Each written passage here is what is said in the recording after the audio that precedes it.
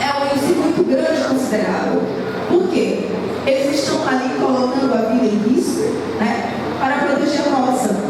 E muitas situações que esses policiais estão metidos, eles não sabem ao menos se eles vão voltar para casa. Então isso também traz uma carga emocional muito grande. Além do policial, vem o top 3, que são os professores, que eu acabei de falar. Porque a docência, ela também traz muita vítima de burnout.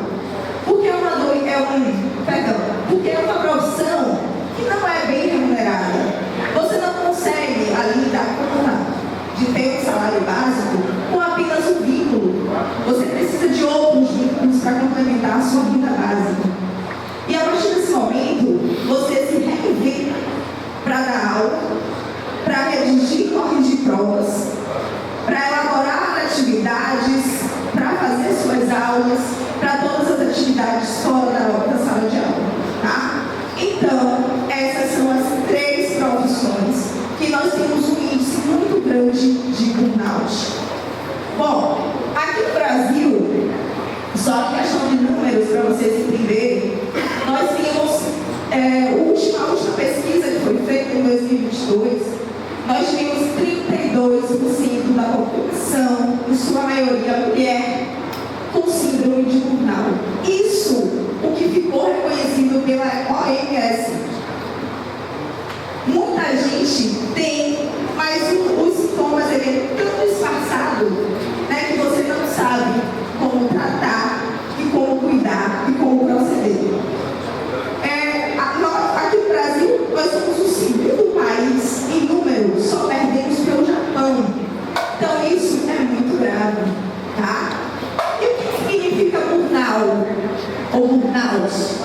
Burnout significa esgotamento. É também conhecido como a síndrome do esgotamento profissional. Eu costumo dizer, né, chamar como a síndrome do fósforo queimado, porque é assim que a gente se sente. Quando o fósforo queima, nós perdemos toda a nossa energia. A gente fica sem energia para absolutamente tudo. Né, Fábio? Você queria falar um pouquinho do burnout? Né? Existe, a questão emocional, que ela se assemelha muito a uma depressão. É uma depressão do trabalho.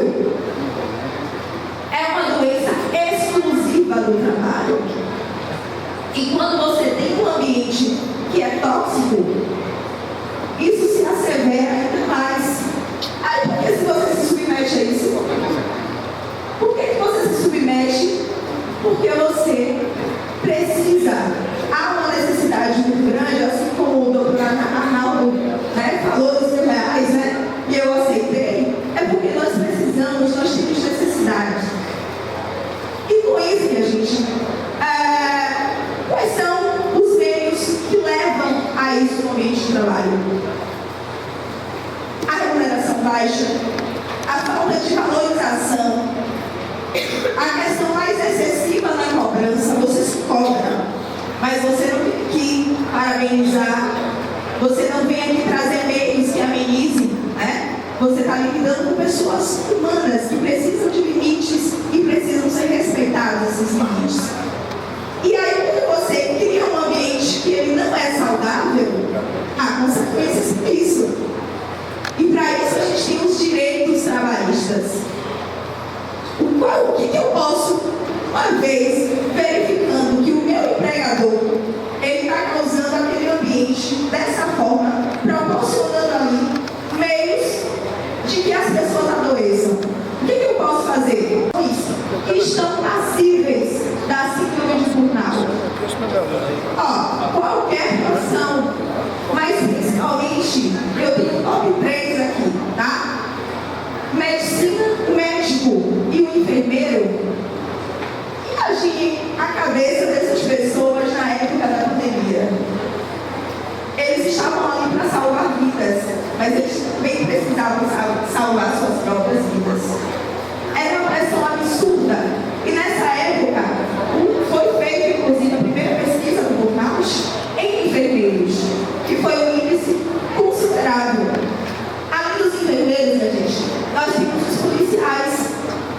é um índice muito grande, considerável. Por quê? Eles estão ali colocando a vida em risco, né, para proteger a nossa. E muitas situações que esses policiais estão metidos, eles não sabem ao menos se eles vão voltar para casa. Então isso também traz uma carga emocional muito grande. Além do policial, vem o top 3, que são os professores, que eu acabei de falar. Por quê? A docência, ela também traz muita vítima de burnout. Porque porque é uma profissão que não é bem remunerada. Você não consegue ali dar conta de ter um salário básico com apenas um vínculo. Você precisa de outros vínculos para complementar a sua vida básica. E a partir desse momento, você se reinventa para dar aula, para redigir e corrigir provas, para elaborar atividades, para fazer suas aulas, para todas as atividades fora da sala de aula, tá? Então, essas são as 3 profissões que nós temos um índice muito grande de burnout. Bom, aqui no Brasil, só em questão de números para vocês entenderem, nós temos a última pesquisa que foi feita em 2022, nós tivemos 32% da população, em sua maioria mulher, com síndrome de burnout. Isso, o que ficou reconhecido pela OMS. Muita gente tem, mas os sintomas ele é tão disfarçado, né, que você não sabe como tratar e como cuidar e como proceder. Aqui no Brasil, nós somos o segundo país em número, só perdemos pelo Japão. Então isso é muito grave, tá? E o que significa burnout? Ou burnout? Burnout significa esgotamento. É também conhecido como a síndrome do esgotamento profissional. Eu costumo dizer, né, chamar como a síndrome do fósforo queimado, porque é assim que a gente se sente. Quando o fósforo queima, nós perdemos toda a nossa energia. A gente fica sem energia para absolutamente tudo. Né, Paulo? Você queria falar um pouquinho do burnout?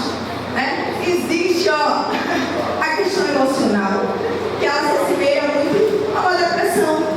É uma depressão do trabalho.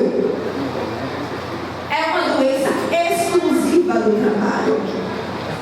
E quando você tem um ambiente que é tóxico, isso se assevera ainda mais. Aí, por que se você se submete a isso? Por que você se submete? Porque você precisa. Há uma necessidade muito grande, assim como o doutor Arnaldo, né, falou dos R$1.000, né, e eu aceitei. É porque nós precisamos, nós temos necessidade. E com isso, minha gente, quais são os meios que levam a isso no ambiente de trabalho? A remuneração baixa, a falta de valorização, a questão mais excessiva na cobrança. Você se cobra, mas você não vem aqui parabenizar, você não vem aqui trazer meios que amenizem, né? Você está lidando com pessoas humanas que precisam de limites e precisam ser respeitados esses limites. E aí, quando você cria um ambiente que ele não é saudável, há consequências por isso. E para isso a gente tem os direitos trabalhistas. O que eu posso, uma vez, verificando que o meu empregador ele está causando aquele ambiente dessa forma, proporcionando ali meios de que as pessoas adoeçam. O que eu posso fazer?